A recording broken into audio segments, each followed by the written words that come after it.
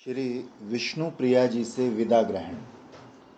सुप्रिया के विष्णु प्रिया जी से अब विदा लेंगे। श्री गौर हरि के सन्यास का विषम दिन ज्यों-ज्यों निकट आता जाता है, त्यों-त्यों श्री प्रिया जी का मन उदास हो जाता है। श्री विष्णु प्रिया जी को चारों ओर नाना प्रकार के अमंगल सूचक चिन्ह दिखाई देते हैं। एक दिन प्रिया जी अपनी सखी कांचनमाला को एकांत में ले जाकर बोली, बहन, आज मुझे नदिया उदास दिखती है और मेरे शरीर में बेचैनी हो रही है। पता नहीं क्यों आज मेरे नेत्रों से अश्रुपात हो रहा है। मेरा दाहिना अंग फड़क रहा है और मेरे कान का आभूषण गिर गिर कर पड़ रहा है। श्री गंगा तट के वृक्ष लता सभी उदास दिख रहे हैं। भ्रमर रस ग्रहण नहीं करते और गंगा जी की धारा भी आनंद से नहीं बह रही। कोकिला का मधुर स्वर भी सुनाई नहीं पड़ता। ये सब बातें देखकर मेरे हृदय में बड़ी पीड़ा हो रही है। मेरे प्राणनाथ कभी मेरे को छोड़कर तो नहीं चले जाएंगे। सखी कांचनमाला ने उनको अनेक प्रकार से समझा बुझाकर धैर्य धारण कराया, परंतु प्रिया जी को कुछ देर बाद फिर उसी चिंता ने आ दबाया। बात यह है कि जब से इन्होंने लोगों के मुख से श्रीमन महाप्रभु के सन्यास की बात सुनी है, तब से इनको चैन नहीं है। ये रात दिन इसी चिंता में घुली जाती हैं, परंतु लज्जा के मारे किसी से कुछ कहती नहीं। श्री गौर हरि के पास निरंतर भक्तों का समागम बना रहता है। यहाँ तक कि रात में भी श्री हरि के कुछ अंतरंग भक्त इनके पास ही सोते हैं। इससे श्री प्रिया जी को श्री हरि की एकांत सेवा का अवसर ही नहीं मिलता। वृद्धा शची माता और प्रिया जी को इस बात का बड़ा दुख है, परंतु श्री हरि को दुख ना हो इसलिए कुछ प्रकट भी नहीं करते। इनके भाव को देखकर भक्त वत्सल श्री गौर हरि एक दिन रात्रि में संकीर्तन के पश्चात सब भक्तों को विदा कर शयन घर में पधारे। श्री विष्णु प्रिया जी प्राणनाथ की सेवा करने लगी। प्राणेश्वर आज इनको एकांत में मिले हैं। गदाधर, मुकुंद, मुरारी, हरिदास आदि भक्तों में से आज कोई भी इनके पास नहीं है। बस प्रिया प्रीतम दोनों का एकांत मिलन। इसी समय श्री प्रिया जी को प्रीतम के सन्यास लेने की बात याद आ गई, तो प्रिया जी के नेत्रों से टप टप अश्रुपात होने लगे। कंठ रुंध गया, हिचकियां बंध गई। श्री गौर हरि प्रिया जी की ओर देखकर बोले, प्रिय, ये क्या? परंतु कुछ उत्तर नहीं मिला। अनंतर चतुर चूड़ामणि श्री गौर हरि ने जैसे तैसे प्रिया जी को शांत किया, तो अवसर देखकर श्री विष्णु प्रिया जी सुबकते हुए बोली, प्राणनाथ, मैंने सुना है कि आप संन्यास लेंगे। पर पहले बात आ चुकी है। वो जो विदा लेने वाला जो दृश्य है ना, वो अब बता रहे हैं। वो तो ठीक है, लेकिन सुना है कह रही पहले तो वो पहले आज जो कह रहा हूँ समझाया। वो तो माता से नहीं विष्णु प्रिया को भी आया है। हाँ, वो कहते तुम चावल का बीनना, हाँ। और उसमें से आधे सेवा करना, तो सुना थोड़ा ही है, वो तो उन्होंने साथ कह दिया हुआ है। वो ना एक समराइज किया पहले, चलो फिर अब डिटेल बता रहे हैं दृश्य की। आपको मेरी शपथ है कि सत्य सत्य बताइए। श्री विष्णु प्रिया जी अभी पूरी तरह कहने भी नहीं पाई कि कंठ रुंध गया और नेत्रों से आंसुओं की झड़ी लग गई। प्राण वल्लभ, यदि ये सत्य है तो मैं अग्नि में प्रवेश कर जाऊंगी। नाथ के रूप, यौवन, जीवन सब आपके लिए है। जो आप ही मुझको त्यागते हो तो इस जीवन का क्या करना है? आपसे मुझको बड़े सुख की इच्छा थी, आपने सब पानी फेर दिया है। हे जीवन धन, आप इन शिरीष के पुष्प से भी कोमल श्री चरणों से देश देश में घूमते फिरोगे और मैं अभागन यहाँ सुख से रहूं, ऐसे जीवन को धिक्कार है। जिन चरणों को मैं हाथ से भी स्पर्श करती डरती हूँ, उन चरणों को तुम कटीले वनों में कैसे फिरोगे? जिन श्रीमुख चांद पर थोड़े से परिश्रम में भी श्रम बिंदु आ जाते हैं, वो जाड़ा, गर्मी, वर्षा कैसे सहोगे? हे करुणा सागर, ये दासी तो आपके बिना किसी को जानती भी नहीं, फिर इसको कहाँ टालोगे? श्री शची माता के त्याग में क्या आपको धर्म का भय भी नहीं लगता? स्वामिन, आप मुरारी, मुकुंद, श्रीवास, गदाधर, अद्वैताचार्य जैसे भक्तों को छोड़कर सन्यास में क्या सुख पाओगे? ध्यान रखना, आप गए और इन सब ने भी प्राण तजे, फिर आपका अपयश ही होगा। ये संसार आपको मेरे साथ में ही कष्ट दाता है, तो मैं आपका मुख चांद देखते देखते विष खाकर मर जाऊंगी, फिर आप सुख से घर में रहना। ये कहकर श्री विष्णु प्रिया श्री गौर हरि के चरणारविंद से लिपटकर रुदन करने लगी। श्री गौर हरि ने प्रिया जी को उठाकर हृदय से लगा लिया। बोले, प्यारी, तुमको किसने बहका दिया? भला मैं तुमको छोड़कर जा सकता हूँ? मैं जो कुछ भी करूँगा तुम्हारी सम्मति से करूँगा, तुम व्यर्थ चिंता मत करो। ये कहकर श्री हरि ने अपने हाथ से आंसू पोंछकर प्रेमालिंगन किया। प्राण वल्लभ के इतना आदर सम्मान करने पर भी विष्णु प्रिया जी के हृदय को शांति नहीं मिली। बोली, प्राणनाथ, आप स्वतंत्र पुरुष हो, फिर आप पर कौन आज्ञा कर सकता है? आपकी जो इच्छा हो वही करना, परंतु इस दासी की प्रार्थना है कि जो कुछ करो कह कर करना, उससे मेरे को संतोष होगा। श्री गौरचंद्र ने देखा कि अब प्रिया जी को बिना कुछ ज्ञान दिए काम नहीं चलेगा। बोले, प्राण प्रिय, मैं तेरे अत्यंत हित की बात कहता हूँ, सावधान होकर सुन। इस जगत में जो कुछ दृष्टिगोचर होता है सब मिथ्या है। माता, पिता, पुत्र, बंधु, भाई, बहन सब मिथ्या। कारण कि जीव अंत में अकेला ही जाता है और जब उत्पन्न होता है तब अकेला ही आता है। श्री कृष्णचंद्र के चरणारविंद को छोड़कर और कोई अपना कुटुंबी नहीं है, सब उसकी माया है। क्या स्त्री, क्या पुरुष, आत्मा तो सब में एक ही है, परंतु माया करके दो हैं। बस सबका पति तो एक श्री कृष्ण ही है और सब माया का चक्कर है। इसको भगवान के प्यारे ही जानते हैं। जीव रक्त और वीर्य के सम्मिलन से विष्ठा के गड्ढे में रहकर सब ज्ञान भूल जाता है, फिर वही चक्र चलने लगता है। बालक से युवा, युवा से वृद्ध, और ये वृद्धावस्था पाकर अनेक कष्ट भोगता है।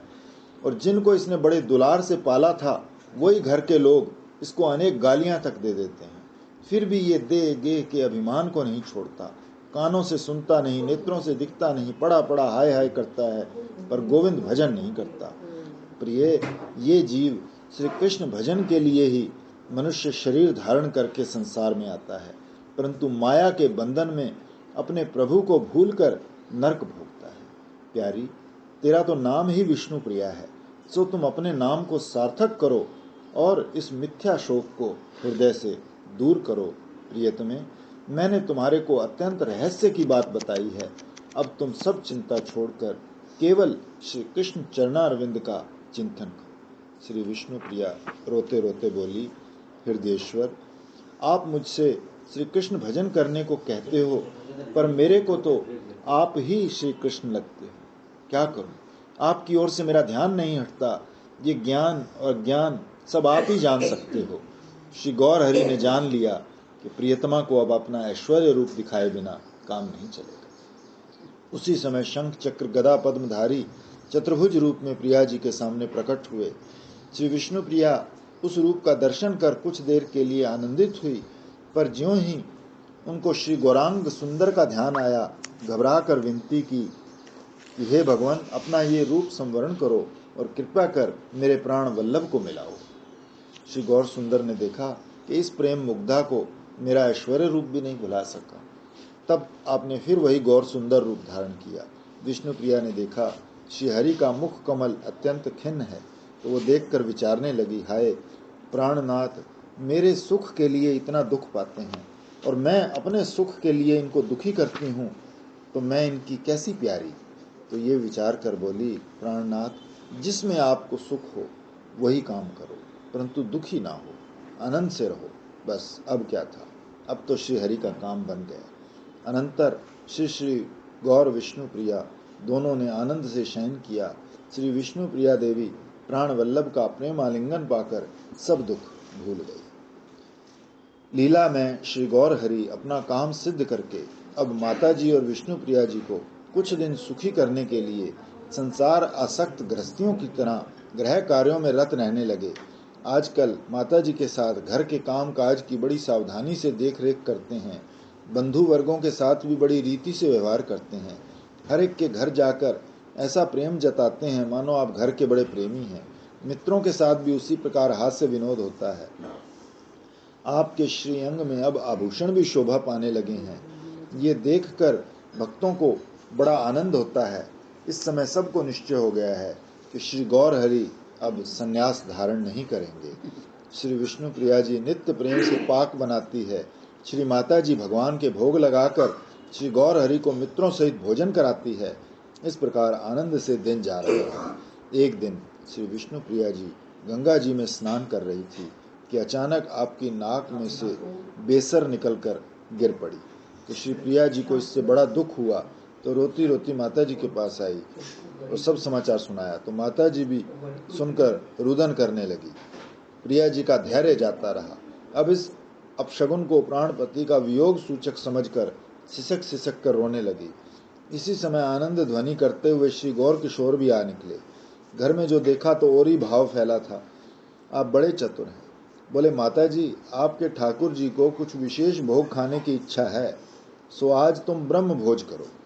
इससे सब अमंगल नाश होकर कल्याण होगा। माता जी श्री गौर हरि की वैष्णवी माया के वशीभूत होकर सब भूल गई और अब बड़े प्रेम से सास बहू ने अनेक पकवान बनाकर ठाकुर जी को भोग लगाया।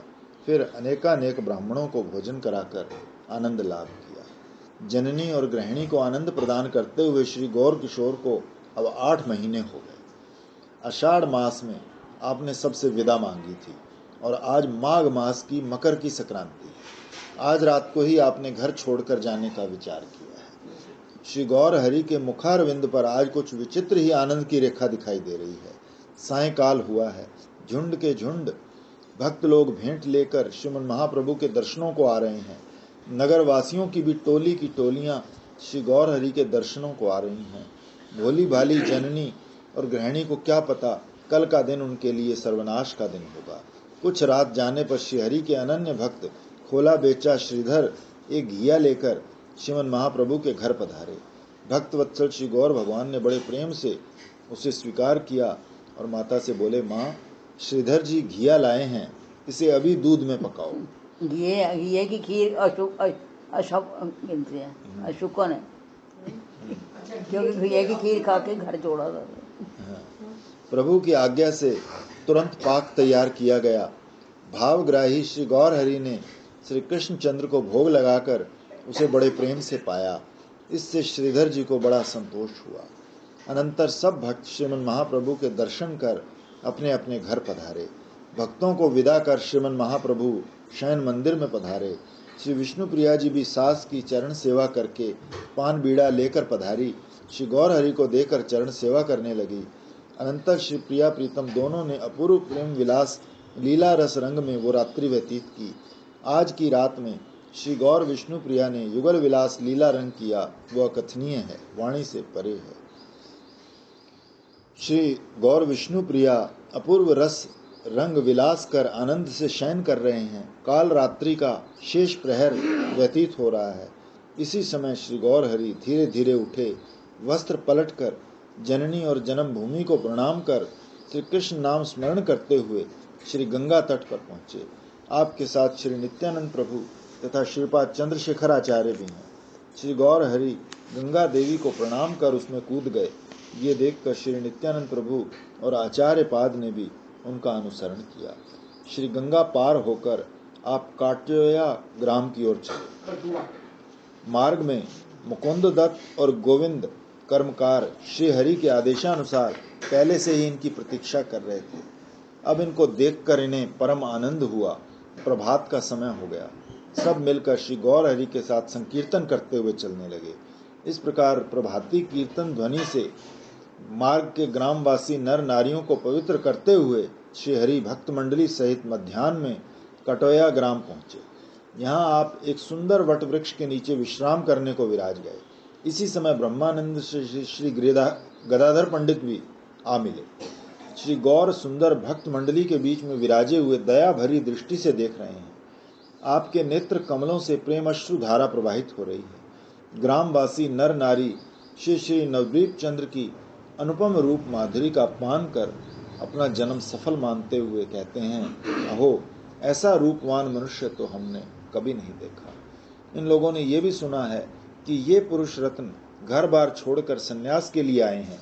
इस बात का उन्हें बड़ा दुख है। कोई कहता है, हाय, जहाँ इनका निवास स्थान है वहाँ के लोगों का क्या हाल होगा। कोई कहता है, हाय, इन्हें अपने माता पिता पर दया नहीं आई, ये अब कैसे जीवन धारण करेंगे। किसी ने कहा, हाय, इनकी नव यौवन संपन्न पत्नी अब किसके सहारे देह धारण करेगी। किसी ने कहा, भाई, जैसे देवकी के पुत्र कृष्ण हैं, वैसे इनको भी समझना चाहिए। कोई कहता है, उस नारी को धन्य है जिसके ये पति हैं, क्या त्रिलोक में उसके समान सौभाग्यवती कोई और हो सकती है। कोई बोला, हम तो उस देवी को धन्यवाद देते हैं जिसने इनको अपने गर्भ में धारण किया। दोपहर के बाद ग्राम की बड़ी बूढ़ी औरतों ने गौर किशोर के पास रोते रोते प्रार्थना की, वत्स, तुम घर लौट जाओ, ऐसे केशों को मुड़ाकर सन्यासी मत हो। श्री गौर हरि अश्रुपात करते बोले, माताओं, आप सब ऐसा आशीर्वाद दो जिससे श्री कृष्ण चंद्र के चरणारविंद की प्राप्ति हो। ये कहकर प्रेम रुदन करने लगे। ये देखकर किसी को आगे कुछ कहने का साहस नहीं हुआ। अनंतर श्री गौर हरि भक्त मंडली सहित श्री केशव भारती की कुटी पर पधारे। भारती ठाकुर को देखते ही आपने ओम नमो नारायण कहकर दंडवत प्रणाम किया। श्री केशव भारती ने भी आदर से आसन दिया। श्री गौर हरि भारती ठाकुर को कुछ कहने का अवसर ना देकर प्रेम अश्रु कर बहाते प्रार्थना करने लगे, दयालु, आप पतित पावन हो, मुझ पर कृपा करो। आप प्राणनाथ श्री कृष्ण को दे सकते हो, कारण आपके हृदय मंदिर में श्री कृष्ण चंद्र निरंतर निवास करते हैं। मेरे को श्री कृष्ण चंद्र में दास्य भाव अत्यंत प्रिय है। ऐसा उपदेश दो जिससे मैं श्री कृष्ण चंद्र का दास बन जाऊं। कहते कहते श्री गौर हरि प्रेमोन्मत्त होकर उद्दंड नृत्य करने लगे। ये देखकर सब अंतरंग भक्तगण भी हरिनाम का उच्चारण करते हुए प्रेम से नाचने लगे। श्री गौर हरि की प्रेम अश्रु धारा में स्नान कर अपना जन्म सफल करने लगे। कटोया नगरवासी आबाल वृद्ध वनिता सभी श्री गौरांग सुंदर के अनुपम रूप के दर्शन करने को पधारे हैं। और तो क्या, अंधे, लंगड़े, लूले, गर्भवती स्त्रियां जो कभी घर के बाहर पांव नहीं रखती थी, ऐसी लज्जावती नारियां भी इस कोटि कंदर्प विहारी श्री श्री नवदीप चंद्र की अलौकिक रूप माधुरी का दर्शन करने को पधारी हैं। बहुत सी भोली भाली गोप कुमारियां सर पर जल के कलश धारक खड़ी हैं। उन्हें भार का कुछ ध्यान नहीं, वो तो श्री गौर चंद्र पर चकोरी हो रही हैं। श्री विश्वम्भर का अनूप रूप देखकर सब लोग अत्यंत दुख प्रकट करते कहते हैं, हाय, इनकी माता कैसे प्राण रखें। कुछ देर में नृत्य संवरण कर श्री गौर सुंदर अपने दासों सहित श्री केशव भारती के सन्मुख विराज गए। श्री केशव भारती गदगद स्वर से बोले, विश्वम्भर, जो भक्ति आज मैंने आप में देखी है वो ईश्वर के बिना किसी अन्य में नहीं हो सकती। जगत के गुरु तो आप हो, फिर आपका गुरु कौन हो सकता है। फिर भी यदि लोक शिक्षा के लिए आप मुझे गुरु करना चाहते हो तो ये मेरा अहोभाग्य है। ये सुनकर श्री गौर सुंदर ने रोते रोते कहा, दयालु, मेरे को और माया में मत भुलाओ, कृपया कर सन्यास देकर कृतार्थ करो। मैं आपकी कृपा से ही श्री कृष्णदास हो जाऊंगा। श्री केशव भारती ने विचारा, श्री विश्वम्भर का सन्यास क्या है, मेरा मरण है। ये जगत गुरु जगदीश्वर जब मेरे को गुरु मानकर हाथ जोड़ेंगे तब क्या मैं शोभा को प्राप्त होऊंगा। ये विचार कर बोले, विश्वम्भर, आप सुंदर युवा पुरुष रत्न हो। आपने जन्म से लेकर आज तक कभी क्लेश का दर्शन तक नहीं किया। सन्यास तो देहधारी को महान क्लेश का दाता होता है। फिर आपकी कोई संतान भी नहीं है, इसलिए मैं आपको सन्यास देने में असमर्थ हूँ। 50 वर्ष के बाद कहीं राग की निवृत्ति होती है, तब सन्यास का अधिकार होता है। अब तो श्रीमन महाप्रभु को बड़ा दुख हुआ। बोले, सन्यासी राज, आप धर्म अधर्म के ज्ञाता हो, मेरे सन्यास को मत रोको। भगवान, आप जानते हो, प्रथम तो संसार में मनुष्य जन्म दुर्लभ, फिर श्री कृष्ण चंद्र के चरणारविंद में भक्ति होना उससे भी दुर्लभ, और श्री कृष्ण के भक्तों का संग तो बड़ा ही दुर्लभ। इस मनुष्य शरीर का तनिक भी विश्वास नहीं है, कारण ये क्षण भंगुर है। कहीं विलंब करने में शरीर ही पूरा हो गया तो फिर कहाँ श्री कृष्ण की भक्ति और कहाँ आप जैसे महानुभावों का संग। मुझ पर कृपा करो। श्री केशव भारती ने विचार किया, इनको किसी तरह घर भेजना चाहिए। जब वो यहाँ से चले जाएंगे तब मैं ये कुटी छोड़कर भाग जाऊंगा। ये निश्चय कर आप बोले, जो आपने सन्यास लेने का निश्चय किया ही है तो घर जाकर पहले अपनी माता और साध्वी पत्नी की आज्ञा लेकर आओ। और दोनों एक दूसरे पर डाल देंगी। सर कहेगी, मेरा तो कुछ नहीं, वृद्धा माता से पूछ लो, वो वृद्धा कहेगी मेरा तो कुछ ही, जवान पत्नी से पूछ लो तो दोनों से आज्ञा हो गई। तो सर्वज्ञ श्री गौर हरि जो आज्ञा कहकर घर की ओर चले, ये देखकर केशव भारती ने विचारा, जिसके रोम रोम में ब्रह्मांड है, भला उनसे छुपकर मैं कहाँ भाग सकता हूँ। अब तो आप दौड़े और श्रीमन महाप्रभु को बुलाकर बोले, विश्वम्बर, तुमको संन्यास देने में मेरे को बड़ा भय लगता है। तुम स्वयं जगत गुरु हो, फिर मेरे आगे क्यों छिपते हो। श्री निमाई चांद ने कहा, महाराज मैं तो आपका दास हूँ, आप ऐसे अनुचित वचन न कहिए। मैं प्राणांत होने पर भी आपके चरणों को नहीं छोड़ सकता। एक निवेदन है, कृपया ध्यानपूर्वक सुनिए। मैं एक दिन सो रहा था, मुझे स्वप्न में एक तपस्वी ने इस प्रकार संन्यास मंत्र का उपदेश दिया। तभी से मेरे हृदय में संन्यास लेने की अपने को खुद ही मंत्र दे दे भावना जाग उठी है। ये कहकर श्री गौर हरि ने भारती ठाकुर को एकांत में ले जाकर उनके कान में वो मंत्र पढ़ दिया। अब तो केशव भारती की आंखें खुल गई, जान लिया कि ये तो सन्यासियों के ईश्वर साक्षात श्री ब्रजेंद्र नंदन है। जगत का उद्धार करने को सन्यास लेते हैं, इनको कौन रोक सकता है। अब तो श्री नवद्वीप चंद्र के आनंद की सीमा ना रही। प्रेमानंद में मतवाले होकर मधुर नृत्य करने लगे, संकीर्तन की सुमधुर ध्वनि बोलने लगे। इन्हें देखकर उसी समय श्री प्राण गौरांग के वियोग में तड़पते हुए श्री नरहरि ठाकुर भी आ गए। दीदी ये जो आप उत्सव करवाते हो, ये महाप्रभु का उत्सव करवाते हो, ये कैसे शुरू किया आपने? ये हम उस कुटिया में गए थे ना, तो होली में गए थे हम वहाँ। अच्छा। तो सबने कहा कि यही प्राट उत्सव मान लो आप तो, और कुछ करते नहीं। तो जब वो हुआ तो उन्होंने कहा कि फिर होली के टाइम करना है तो महाप्रभु का ही उत्सव के दिन करो, होली भी हो जाएगी, ये भी हो जाएगा। ठीक है। तो इतने में पहले ये श्यामा शरण जी सुखवन में रहते थे, तो बोले बड़ी सुंदर बात है, हमारे पास बड़ी बढ़िया बढ़िया बधाइयाँ हैं। तो हमने एक किताब ले आए। फिर किताब में से मेरे ख्याल सबसे पहले शायद ये गिरिराज ने 5-7 कापियाँ बना लाया। उत्सव करने लगे तो एक भूषण कपूर हमारा गुरु भाई है, तो वो अचानक ही आ गया बहुत सारी मिठाई लेके। अच्छा। मैंने कही तो ऐसा लगता है कि जैसे महाप्रभु खुद ही प्लान कर रहे हैं, सब कापियाँ भी आ गई, ये भी आ गए। तो जब से फिर ये हम मनाते ही आ रहे हैं।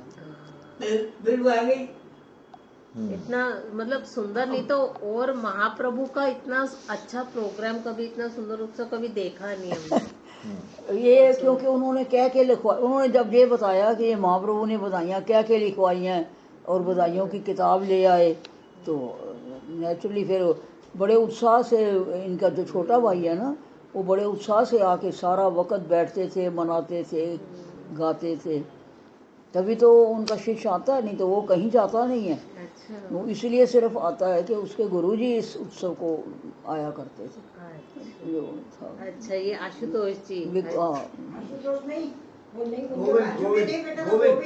हाँ हाँ हाँ हाँ। अच्छा, गोविंद।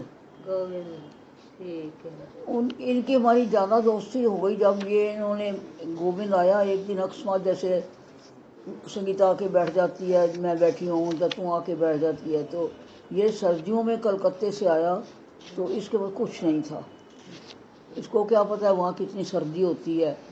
तो इनकी दोस्ती थी इसके बाप की और बाबा की। तो ये आके बैठा तो कांपना हुआ, तो बाबा ने, उनके पास एक गुदड़ी थी सरस माधुरी जी के पर्दों की बनाई हुई, उनके कमरे में जैसे पर्दे लगे हुए, तो उन्होंने ये गुदड़ी उड़ा दी उसको।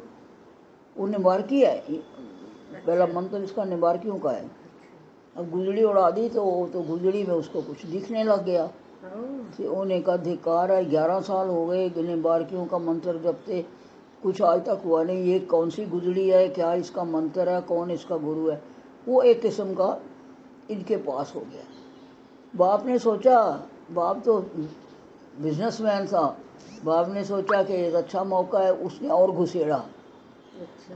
कि जब ये कुछ इसको होने लग जाएगा तो हमारी दुकान अच्छी चलेगी बाप बेटे की। तो वो दुकान की बजाय जब उसने देखा कि ये तो अपना संप्रदाय छोड़ के उधर ही घुसता जा रहा है, तो वो इसके पीछे गुंडे लगा दिए। तो वो गुंडे इनको मारने को थे। कमाल की बात यह है कि ये सवारी निकलती है इनकी, कोई इनके किसी गुरु की, तो सवारी निकल रही थी तो बाबा वहीं खड़े थे एक दरवाजे में, रास्ते में, उनको दिखे ही नहीं। सारी सवारी को इन्होंने दर्शन कर लिए। तभी उसी में से ये मेरे पास आके रहे थे। सामने घर है ना जो, उसमें एक कमरा खाली था, तो वो प्रवीण भाई उसका किराया देते थे। कहते ये कमरा खाली है, मैं आके रहा करूँगा, मैं इस्कॉन में 500 रुपया रोज देता हूँ, तो मैं और फिर खिचड़ी खाने मेरे ही आते, कहते दलिया खाने में फिर यहीं आता हूँ। तो उन्होंने इसका किराया मैं दूंगा, किराया भी का 100 रुपये किराया था, 40 साल की बात है। 100 मैं देती, 100 उन्होंने देना शुरू कर दिया। तो हमारे पास वो कमरा स्पेयर था। तो बाबा आए तो बोले कि भाई ऐसी ऐसी आपत्ति है मेरे ऊपर, तो ये गौड़ियों का एरिया है सारा, यहाँ वो लोग आने का साहस नहीं करेंगे, तो मैं यहाँ रह सकता हूँ। तो हमारी थोड़ी बहुत दोस्ती तो थी ही ना सुख भवन से, उनसे, तो वो रहने लग गए। फिर और भी घनिष्ठता बढ़ गई, इसलिए वो उत्सव इसलिए। और मैं कोई ना कोई, मैं जन्मदिन कभी मनाती हूँ ना, वो कोई राधाष्टमी एक बार चंचल ने खास का मेरा उसकी एनिवर्सरी होती है, मैरिज एनिवर्सरी, तो तभी एक बार मनाई थी, नहीं तो हम कीर्तन करवाया था, कुछ करते नहीं। ये तो हर जगह सारे उत्सव मनाए जाते हैं, लेकिन महाप्रभु का नहीं होता कहीं। नहीं, जयपुर में महाप्रभु के बहुत भक्त हैं। अच्छा। और वो लोग मनाते थे, तो उनको महाप्रभु ने सौंपन दिया कि तुम सबकी हो बधाइयाँ लिखी, मेरी क्यों नहीं लिखी। बोले अब आज्ञा नहीं करी आज तक, आप करी तो मैं लिख देता हूँ। तो सबसे ज्यादा महाप्रभु की लिखी 22 बधाइयाँ। यथा समय श्री गौर हरि ने गंगा स्नान किया। अनंतर आचार्य पाद ने शुभ कर्म के आदि में श्री गंगा तट पर नांदी मुख श्राद्ध कराया।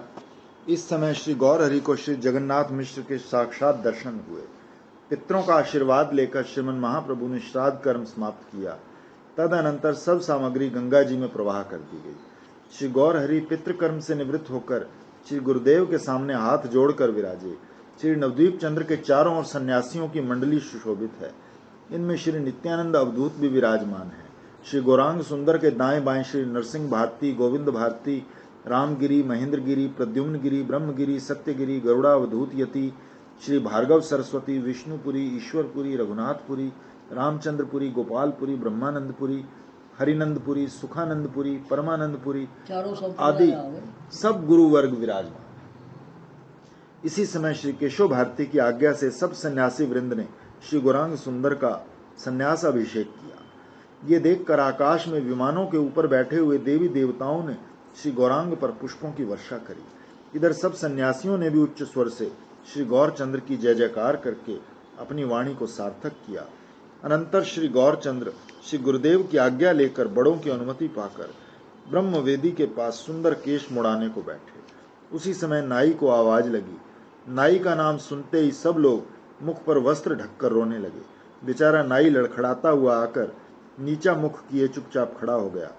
ये देखकर श्री गौर किशोर बोले, कलाधर संकोच क्यों करते हो, अपना काम करो। कलाधर श्री गौर हरि के चरणों में गिरकर रोते रोते बोला, महाराज इस गांव में और कोई नाई नहीं है क्या? क्या मेरा ही भाग फूटा है? भगवान आपके सर को हाथ लगाने से ही मेरा सर्वनाश हो जाएगा। प्रभु मुझसे ये काम नहीं होगा। चाहे मेरे शरीर में कुष्ठ हो जाए, चाहे मेरा परिवार मरकर नरक में चला जाए, मैं आपका मुंडन नहीं कर सकता। ये लाखों नर नारी तो रो रो कर बावले हो रहे हैं और मैं ये काम करूं? राम राम। हे दीनानाथ, आपकी और जो इच्छा हो सो आज भी हरगोविंद जब ये लीला करता था ना, तो इतनी सिसकियां, सारा नीचे का हाल ऊपर का हाल, स्वाय सिसकियों के और कुछ नहीं होता था जब वो हरगोविंद करता था। वो तो बाजे पर होता था, उसका जो शर्मा बन गया ना जो हमारे ना परसों लीला हो रही थी नीचे, होली की रासलीला कोई करवाते हैं। तो मैंने देखा कि लास्ट में सब आशीर्वाद के लिए जाते हैं ऊपर, है ना। तो मैं भी गई वहाँ पर, तो मतलब सच में कहते हैं आविर्भाव होता है। तो श्री जी हाथ ऐसे रखे से सच में ऐसे ऐसे दुलार रही थी, कहीं से ये तो लगता जो ही नहीं। बनता था ना वहाँ पर, वो बिल्कुल ऐसे करता तो कोई फर्क ही नहीं नजर आता था। प्राणनाथ, इस हाथ से आपका मस्तक स्पर्श करके दूसरे पुरुषों के पैर कैसे छू सकता हूँ? भगवान, हमारी नाई की वृत्ति बड़ी अधम है। मेरे मन में तो ऐसा आता है कि इस वृत्ति को छोड़ दूं, परंतु ऐसा करने से कुटुंब का पालन कैसे होगा? श्री गौरचंद्र ये सुनकर बड़े प्रसन्न हुए। बोले, कलाधर, अब तुमको ये वृत्ति करनी ही नहीं पड़ेगी। श्री कृष्णचंद्र की कृपा से तुम्हारे दिन बड़े आनंद से व्यतीत होंगे और अंत में शुभ गति होगी। मेरा मुंडन करके अपने औजारों को श्री गंगा जी में प्रवाह कर देना और श्री कृष्ण का भजन करना। कृपा निधि श्री श्याम सुंदर कृपा करके तुम्हारे को संसार बंधन से छुड़ा देंगे। आज से तुम्हारा नाम हरिदास रहा। अब तो कलाधर बड़े असमंजस में पड़ा। बोला, हाय, यदि मुंडन करता हूं तो महा अनर्थ है, और मुंडन नहीं करता तो इनको नाराज करके अपना सर्वनाश करता हूं। विचार करते करते कलाधर ने गौर हरि का मुंडन ही उचित समझा। औजार उठाकर मुंडन करने को बैठ गया। ये देखकर श्री नित्यानंद प्रभु, नदियावासी भक्तवृंद सब पछाड़ खाकर गिर पड़े। दर्शक वृंद रुदन करने लगे। चारों ओर हाहाकार मच गया। हरिदास बड़ा धैर्य धारण करके गौर हरि का मुंडन करने बैठा था। इस क्रंदन ध्वनि से उसका भी धैर्य का बांध टूट गया और औजार पटक कर बैठा बैठा रोने लगा। श्री गौर हरि ज्यों के त्यों बैठे रहे, परंतु श्री केशव भारती अश्रुपात कर रहे हैं। आकाश में देवगण भी रुदन करने हैं। इधर हरिदास बैठा बैठा रो रहा है, उसका हाथ काम नहीं देता। ये देखकर गौर हरि खड़े हो गए और संकीर्तन करने लगे। श्री नित्यानंद सहित सब परिकर भी रुदन करते हुए संकीर्तन में योग देने लगे। सन्यासियों की मंडली भी नाचने लगी। इसी समय भक्तों को श्रीमन महाप्रभु के केशदाम युक्त सुंदर मुखमंडल, भुवन भुलान मृदु मुस्कुराहट का दर्शन हुआ।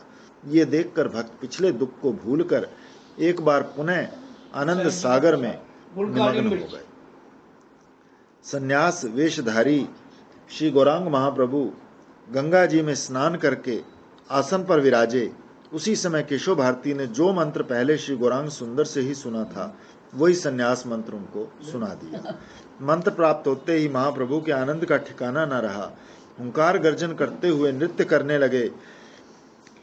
कुछ देर में नृत्य संवरण होने पर श्री केशव भारती महाप्रभु के पास आकर बोले, तुम्हारा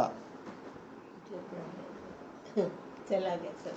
तुम्हारा नाम क्या रखें? श्री गौरांग सुंदर मौन होकर विचार ही रहे थे। उसी समय आकाशवाणी हुई कि इनका नाम श्री कृष्ण चैतन्य होगा, कारण कि द्वापर में आप श्री कृष्ण थे और अब श्री कृष्ण चैतन्य हुए। चारों ओर गगन भेदी जय जय ध्वनि होने लगी। जय जय श्री कृष्ण चैतन्य की जय। सब भक्तों ने कृष्ण चैतन्य महाप्रभु को प्रणाम किया और फिर से संकीर्तन प्रारंभ हुआ। श्री कृष्ण ध्वनि करके सब नाचने लगे। श्री हरि के साथ वैष्णव, सन्यासी, लाखों दर्शक वृंद भी नाचने लगे। इस प्रकार प्रेम नृत्य करते करते लोगों का सारा दिन बीत गया। सायंकाल में कीर्तन का विश्राम हुआ। श्री गौरांग देव गुरु जी की प्रदक्षिणा कर वन को पधारे। आपके साथ श्री केशव भारती वैष्णव भी चले। कटोयावासी लोगों ने भी आपका पीछा किया। श्री कृष्ण चैतन्य देव सबको पीछे छोड़कर हरि ध्वनि करते हुए वेग पूर्वक चलने लगे। श्री केशव भारती वृद्ध होने से थोड़ी दूर तक ही इनका संग कर सके, फिर अन्य लोगों को साथ आश्रम को वापस लौट आए। श्री गौरांग देव के साथ अब नित्यानंद प्रभु, चंद्रशेखराचार्य, श्री गदाधर पंडित, मुकुंद तथा गोविंद कर्मकार आदि अंतरंग भक्त जा रहे हैं। श्री हरि ध्यान में मग्न हुए तीव्र गति से चल रहे थे। इसी समय श्री हरि ने एक बार पीछे मुड़कर देखा। आचार्य को भी आता देखकर ठिठक गए। श्रीपाद चंद्रशेखर आचार्य दौड़कर श्री हरि से लिपट गए। श्री गौरांग देव ने कहा, आप घर जाओ, सब वैष्णवों से मेरा वन गमन कहना। आप शोक मत करो, मैं तो आप लोगों के हृदय में सदा निवास करता हूँ। आप मेरे माता पिता हो, मैं आपका बच्चा हूँ, आप मेरे जन्म जन्मांतर के साथी हो। आचार्य मूर्छित होकर वहीं भूमि पर गिर पड़े, परंतु श्री हरि की अचिंत्य शक्ति के प्रभाव से इस वियोग में भी आचार्य के प्राण नहीं गए। अभी बहुत से लोग श्रीमन महाप्रभु के पीछे पीछे दौड़ रहे थे। श्री गौरांग देव कुछ दूर जाकर ठहर कर बोले, आप सब लोग घर जाकर श्री कृष्ण का भजन करो। आप लोगों को वो प्रेम धन मिलेगा जो शिव ब्रह्मा आदिकों को भी दुर्लभ है। ये कहकर श्री गौरांग देव श्री कृष्ण का उच्चारण करते हुए पश्चिम में राढ़ देश की ओर पधारे।